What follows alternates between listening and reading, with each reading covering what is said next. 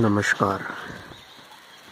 आप बहुत बड़े ज्ञानी हो, लेकिन आप अगर किसी को ज्ञान दे रहे हो, ज्ञान देते वक्त आप अगर किसी की बातें नहीं सुनोगे तो आप बहुत बड़े अज्ञानी हो।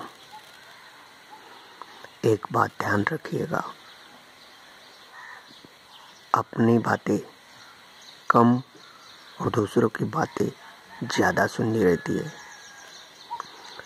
जिस तरह से स्टेज पे कोई प्रोग्राम होता है, उस प्रोग्राम में माइक लेके वो अपने से बोलते रहता है।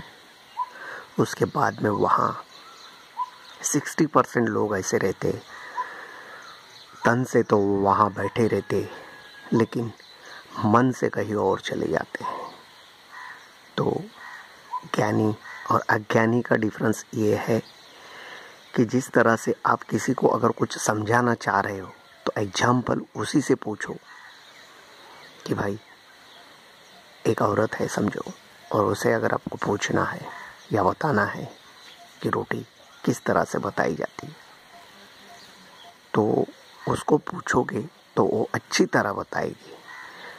आप अगर उसे समझाने जाओगे, भले ही वो उसमें माइनस प्लस गलत करती हो, तो उसे समझाना नहीं, ठीक उसको सिर्फ बता देना है कि भाई इसमें गलती ये है।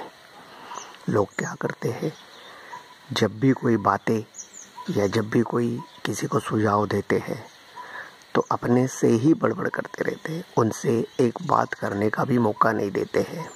जैसे कि नरेंद्र मोदी है, अपने देश के पंतप्रधान। तो नरेंद्र मोदी जी क्या करते हैं, बराबर है कि नहीं, पब्लिक से हाँ बुलवाते और सब उसी जगह पे रिटर्न आ जाते।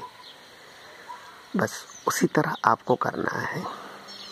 कल मैं एक जन को कुछ बातें समझा रहा था, लेकिन मैं उसका स्टडी कर रहा था, फेस स्टडी।